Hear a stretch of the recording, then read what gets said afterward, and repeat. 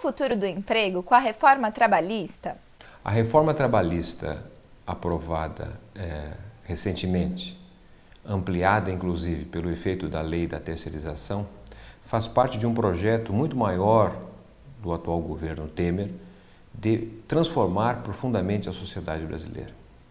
Essa transformação significa justamente a exclusão de parcela dos brasileiros, especialmente aqueles situados na base da pirâmide social. A reforma trabalhista, em síntese, significará o fim da sociedade salarial no Brasil. Sociedade salarial é aquela que se constituiu a partir da década de 1930, quando o Brasil caminhou por um projeto de urbanização e de industrialização. Os empregos que mais cresceram no Brasil a partir de 1930 foram os empregos assalariados. E uma parte crescente desses empregos assalariados foram empregos assalariados com carteira assinada, ou seja, um estatuto que deu dignidade, direitos e conquistas que jamais os trabalhadores brasileiros obtinham.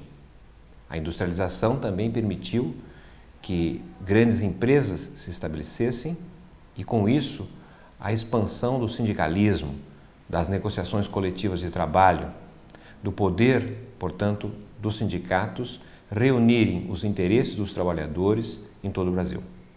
Mas a reforma significa uma cunha, uma impossibilidade do crescimento assalariado, porque possivelmente nós teremos uma expansão não mais de empregos assalariados, mas sobretudo de empregos autônomos, empregos por conta própria, empregos que de certa maneira dizem respeito à ideia do empreendedorismo, o emprego de cada um por si próprio. Nessa circunstância, nós deveremos ter então uma situação de que enfraquece a atuação sindical, o poder da negociação coletiva. Nesse sentido, a reforma trabalhista está sendo feita contra os interesses dos trabalhadores brasileiros. Qual o perfil do trabalhador que mais deve ser prejudicado com a reforma?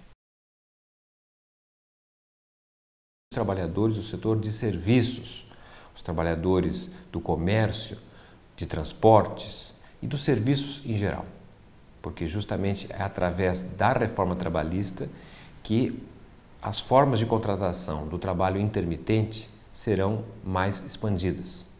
Ao mesmo tempo, no trabalho de serviços, nós deveremos também ter a expansão do emprego por conta própria, o emprego de iniciativa individual. O que significa dizer que nós teremos um fracionamento dos atuais empregos contratados nesses segmentos por postos de trabalho com jornadas menores.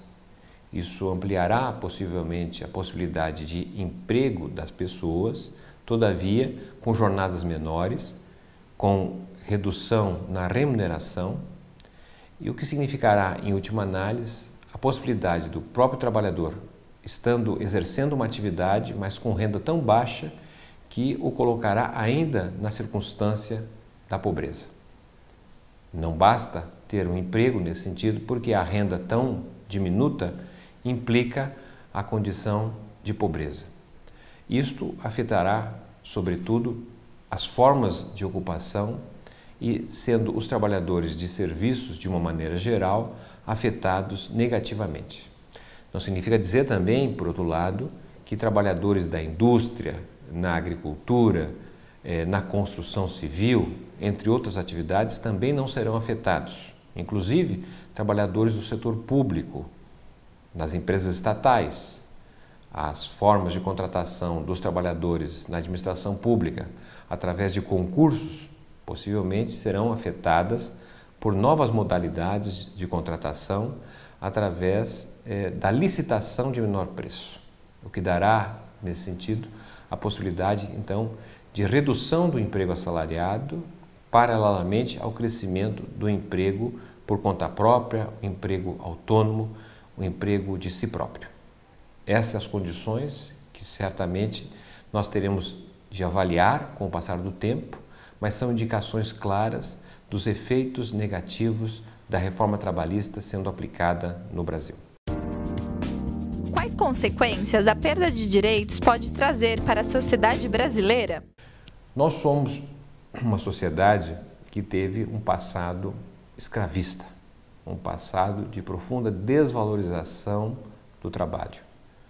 Essa transição da antiga sociedade agrária e escravista para a sociedade urbana e industrial foi feita trazendo consigo impactos que até hoje ainda marcam a classe trabalhadora no Brasil, que é justamente o que resulta das diferentes formas de exclusão dos trabalhadores, especialmente dos trabalhadores não brancos, por exemplo, especialmente no caso dos trabalhadores, das trabalhadoras, do caso dos mais jovens. Ou seja, nós constituímos no Brasil um mercado de trabalho profundamente desigual. A reforma trabalhista não ajuda a combater a desigualdade, pelo contrário, ela tende a aprofundar a desigualdade no interior da classe trabalhadora. Essa sociedade que resulta das reformas que estão em curso, em especial a própria reforma trabalhista, é uma sociedade cada vez mais polarizada, porque a reforma trabalhista tende, na verdade, a esvaziar o antigo emprego de classe média assalariada. Portanto, estamos caminhando para uma sociedade extremamente polarizada entre os muito ricos e os muito pobres. Uma massa de trabalhadores conhecida cada vez mais como trabalhadores precarizados. O novo precariado no Brasil que emerge a partir das reformas que estão em curso no atual governo. Lutar contra a precarização, lutar contra a desigualdade, é lutar contra as reformas que estão em curso, especialmente a reforma trabalhista. Os trabalhadores não podem aceitar esta reforma que significa não apenas a desvalorização do Estatuto do Trabalho, mas a construção de uma sociedade extremamente polarizada entre ricos e pobres.